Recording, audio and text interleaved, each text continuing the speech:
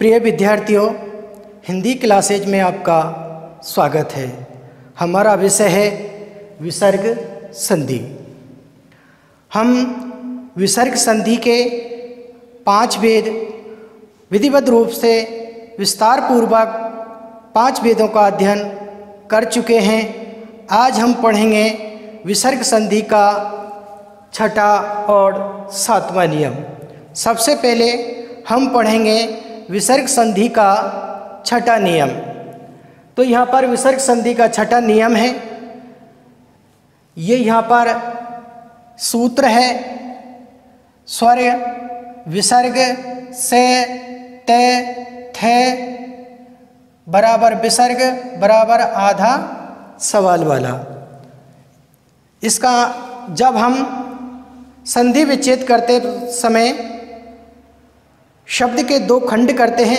पहले खंड को पहला शब्द कहते हैं और दूसरे खंड को दूसरा शब्द कहते हैं। संधि विच्छेद करते समय प्रथम शब्द का अंतिम वर्ण देखा जाता है और दूसरे शब्द का प्रथम वर्ण देखा जाता है। तो यहाँ पर इसे मैं एक बार हिंदी में समझा देता हूँ। ये यहाँ पर स्वर यानी कि यहाँ पर प्रथम शब्द के अंतिम वर्ण की ध्वनि तो क्या आनी चाहिए? स्वर आना चाहिए। हिंदी में स्वर 11 होते हैं, स्वर आना चाहिए। इसके बाद में विसर्ग आए तथा दूसरे शब्द के प्रथम वर्ण की ध्वनि से ते थे।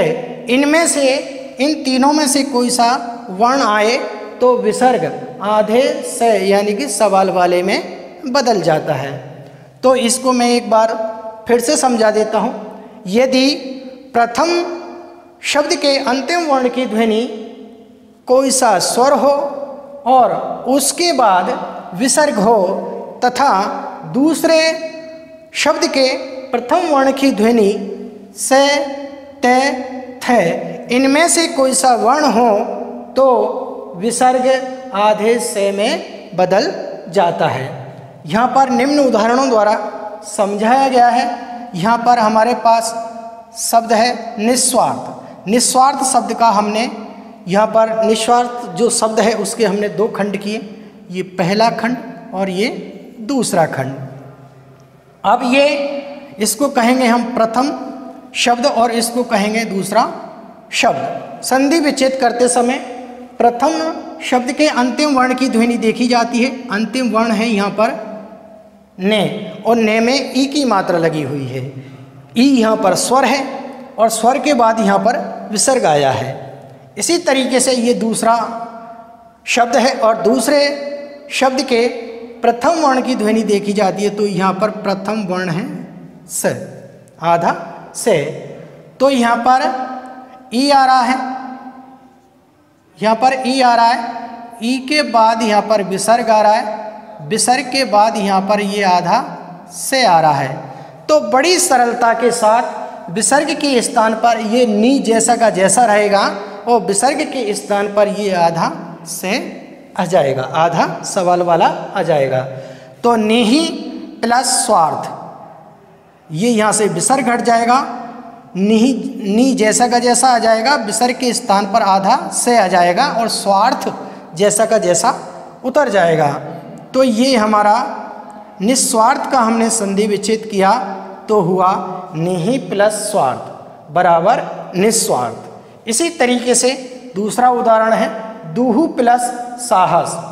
दुहु प्लस साहस, यहाँ पर ये प्रथम शब्द है और ये दूसरा शब्द है। प्रथम शब्द के अंतिम वर्ण की ध्वनि देखी जाती है तो अंतिम वर्ण दे में ऊ की मात्रा लगी हुई है। ऊ यहाँ पर स्वर है, स्वर के बाद यहाँ पर विसर्ग आया है। विसर्ग के बाद यहाँ पर दूसरा जो शब्द है उसके प्रथम वर्ण की ध्वनि यहाँ पर क्या है? से है। तो आराम से विसर्ग है यानी कि ऊ यहाँ पर स्वर आ गया, ऊ स्वर है। इसके बाद विसर्ग आया है, विसर्ग के बाद से आया है तो ये से यहाँ पर आ गया। तो बड़ी सरलता के साथ विसर्ग हट जाएगा और विसर्ग के स्थान पर आधा से हो जाएगा। तो इस तरीके से ये हमारा दुस्साहस जो शब्द था उसका हमने संधि विच्छेद किया, तो हुआ दुहु प्लस साहस बराबर दुस्साहस। इसी तरीके से ये तीसरा उदाहरण है नमः प्लस ते। नमः प्लस ते, यहाँ पर ये प्रथम शब्द है और ये दूसरा शब्द है। प्रथम शब्द के अंतिम वर्ण की ध्वनि देखी जाती है तो अंतिम वर्ण है यहाँ पर में, और में जुड़ा हुआ है अ की मात्रा लगी हुई है। इसके बाद यहाँ पर विसर्ग आ रहा है, विसर्ग के बाद हमारे पास ये तय वर्ण आ रहा है, यानी कि दूसरे शब्द के प्रथम वर्ण की ध्वनि क्या है, यहाँ पर तय है, तय है। तो आराम से बड़ी सरलता के साथ यहाँ पर नम जैसा का जैसा रहेगा और ये विसर्ग लग रहा है उसके स्थान पर ये आधा से हो जाएगा। तो ये हो जाएगा नमः प्लस ते बराबर नमस्ते। अगला हमारा सातवां नियम है विसर्ग संधि का। सातवां नियम है तरह पुरह नमः स्रह बाह के बाद यदि क वर्ण आता है, इन शब्दों के बाद यदि क वर्ण आता है तो विसर्ग आधे से में बदल जाता है, आधे सवाल वाले में बदल जाता है। अब एक बार ये तो क्या है, ये तो प्रथम शब्द ये होना चाहिए और दूसरा जो शब्द है उसके प्रथम वर्ण की ध्वनि क्या होना चाहिए, क वर्ण होना चाहिए, क वर्ण होना चाहिए। तो विसर्ग आधे से में बदल जाता है। यहाँ निम्न उदाहरणों द्वारा समझाया गया है। यहाँ पर पहला उदाहरण है, ये हमने पुरस्कार शब्द है, पुरस्कार पुरस्कार शब्द है, इसका हमने संधि विच्छेद किया तो हुआ पुरह प्लस कार। यहाँ पर पुरह आ रहा है, ये आ रहा है पुरह, पुरह के बाद विसर्ग आ रहा है और विसर्ग के बाद ये क वर्ण आ रहा है, क वर्ण आ रहा है। इसलिए बड़ी सरलता के साथ विसर्ग ये पुर जैसा का जैसा रहेगा और विसर्ग के स्थान पर ये आधा सवाल वाला आ जाएगा। तो पुरह प्लस कार बराबर होगा पुरस्कार। इसी तरीके से यहाँ पर ये दूसरा उदाहरण है तरह प्लस कार, तरह प्लस कार, ये तरह आ रहा है, तिर आ रहा है, तिर के बाद यहाँ पर विसर्ग आ रहा है, विसर्ग के बाद यहाँ पर ये क वर्ण आ रहा है, ये क्या आ रहा है, के यहाँ पर वर्ण आ रहा है। इसलिए विसर्ग के स्थान पर आधा से हो जाएगा, यानी कि विसर्ग आधे सवाल वाले में बदल जाएगा। तो तिरह प्लस कार बराबर क्या होगा, तिरस्कार, तिरह प्लस कार बराबर तिरस्कार। इसी तरीके से ये तीसरा उदाहरण है नमः प्लस कार, नमः प्लस कार, ये यहाँ पर नमः आ रहा है, इसके बाद यहाँ पर ये क वर्ण आ रहा है तो विसर्ग आधे सवाल वाले में बदल जाएगा। तो ये नमस्कार का हमने संधि विच्छेद किया तो हुआ नमः प्लस कार, नमः प्लस कार, नमः के बाद विसर्ग आ रहा है, विसर्ग के बाद के वर्ण आ रहा है, इसलिए नमः जैसा का जैसा रहेगा और विसर्ग के स्थान पर आधा से हो जाएगा। इस तरीके से नमः प्लस कार से शब्द बना नमस्कार। इसी तरीके से ये चौथा उदाहरण है बाह प्लस कर, बाह प्लस भाह प्लस कर। अब ये भा आ रहा है, ये भा के ये तो प्रथम शब्द में देखना है हमारे लिए और ये दूसरे शब्द में देखना है। तो प्रथम शब्द में तो क्या आएगा, ये तिरह पुरह नमः स्रह भा, यहाँ तक जो वर्ण आएंगे वो तो किस में आएंगे, प्रथम शब्द में। और ये क आएगा दूसरे शब्द में, ये प्रथम शब्द में आना चाहिए और ये दूसरे शब्द में आना चाहिए, यानी कि दूसरे शब्द के प्रथम वर्ण की ध्वनि क होना चाहिए।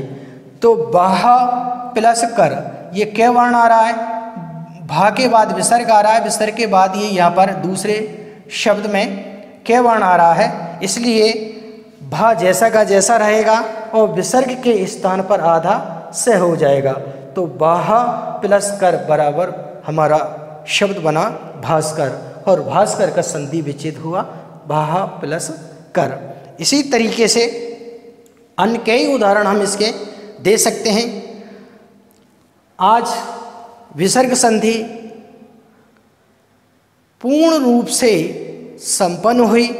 हमने इसके सभी नियम परिभाषाएं हम पढ़ चुके हैं। आप इन्हें अपनी उत्तर पुस्तिका में जितने भी मैंने आपको नियम लिखाए हैं, जितनी भी मैंने आपको विसर्ग संधि से संबंधित जो परिभाषाएं लिखाई हैं, उनको आप अपनी कॉपी में लिपिबद्ध करें और इन्हें याद करें।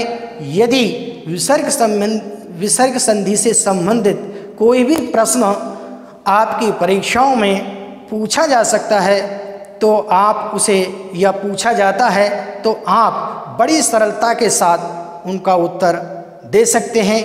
बस ज़रूरत है इन सभी सूत्रों को, इन सभी नियमों को याद रखने की।